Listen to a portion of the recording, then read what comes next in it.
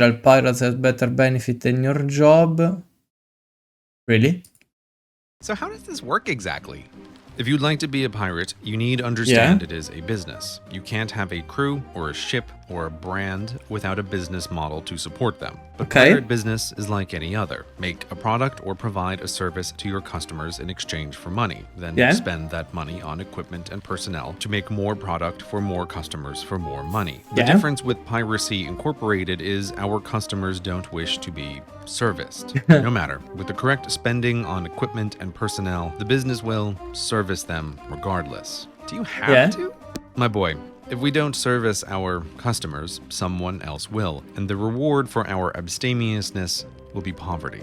In our societal and technological environment, an economic niche exists, and this incorporation of pirates fills its shape as whiskey fills a barrel. Such is life, the motions we choose, but the sum of forces upon us. I became a pirate as the gold in this grail chose its form. The both of us now cogs of this machine that profits on the high seas or perishes.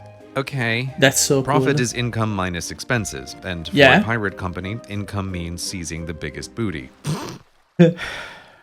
Seizing the biggest treasure, while provoking the least cost-inducing resistance. The captain is more than happy to explain how we accomplish that through branding. Branding built on the foundation of a solid business, mind you. Brands are memorable and battles flashy, but they don't happen without contracts and spreadsheets. Thus, before we set sail, there will be a contract for the voyage. Though we choose not to live under the Empire's law, we still have rules of our own, to which all men have input and to which all men must agree before setting sail. The contract sets the voting methods, codes of conduct, punishments Well, whatever, let's see. For violating those codes, distribution of pay, workmen's compensation, etc. Each pirate enterprise is a bit different, but in general it works thusly. There are two elected officers, the captain and the quartermaster. The captain is not our boss, but serves at the pleasure of the crew. He's basically the leader. If they aren't happy with his strategic decisions, the crew can replace him at any time by a majority vote. There is no term length, with one exception. Battle is no time for democracy.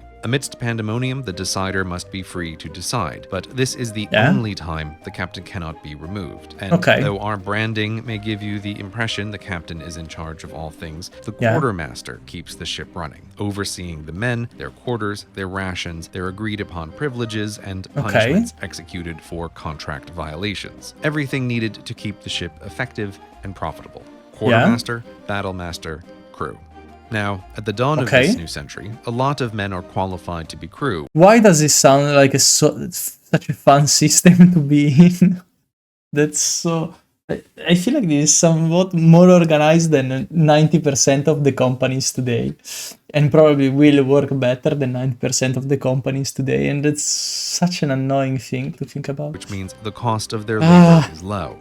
So you're not going to pay me much? You misunderstand. That you are here tells me you are not interested in traditional employment, working 9 to 5 on a ship of the Empire for minimum wage, staying out of trouble and saving for retirement as banal days pass, eroding the dreams and aspirations of your younger self, leaving you at the end to wonder how it all slipped away.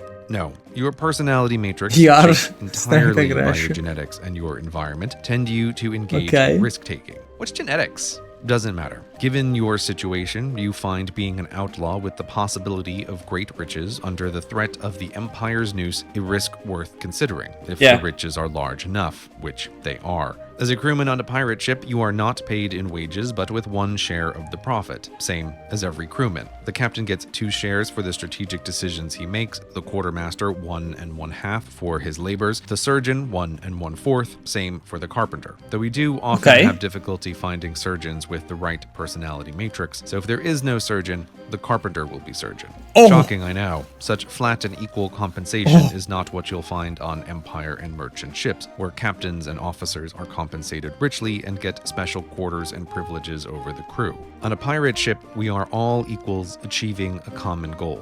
Wow, Yeah. what great guys pirates are. Such camaraderie. Yeah, in fact, I was about to say No, that. this is not because we are better and the Empire worse, but again, economic inevitability. Empire and merchant ships are not owned by the men who sail them, but by monarchs or investors Yeah. who hire captains and officers to run them. To ensure loyalty to the owners above crew, the captain is not only paid much more, but has a share in the ship's profits, which the men do not, and Okay. can be granted titles and land upon his successful return. Meanwhile, the crew, hired from the mass of men with lives of quiet desperation and personality matrices constraining them inside the law, have only the low price of their undifferentiated labor to offer. Okay. And being inside the law, their captains can threaten them with corporal punishment on board, with prison or treason off board, backed by the Empire and her resources to track down traitors and deserters. That's But for horrible. us pirates, captain's orders are but the words of one man. Outside the law, a majority can take control at any time by force. It is Absolutely. only our contract that eases this transition. And Okay. at every port, if a man trust not the contract or the crew, he can just leave.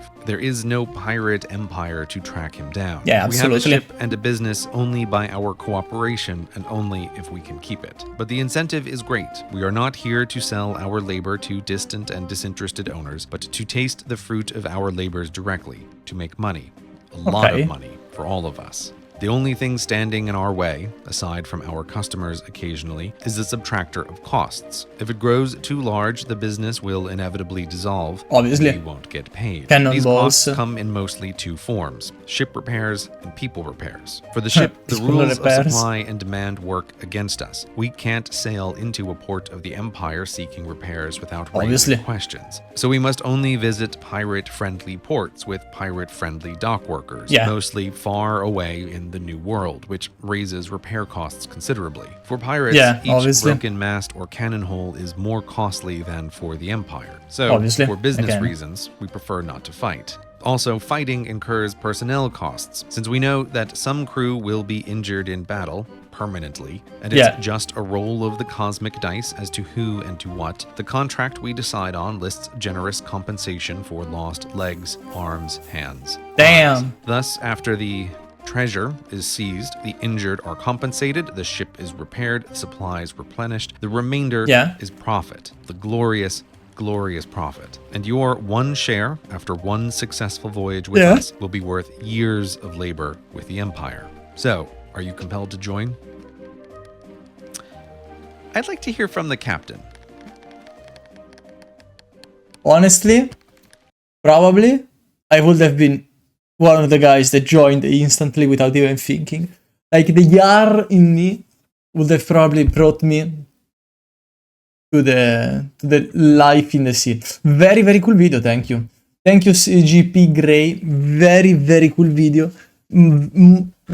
Absolutely interesting on every single point and very entertaining and learning experience. It was very, very cool. Let's play by one kid. I'll be the captain. Young Ray, you'll be the quartermaster. Quartermaster does sound like a cool job, honestly. The captain sounds like the fun guy who just screams and goes, "Let's go!"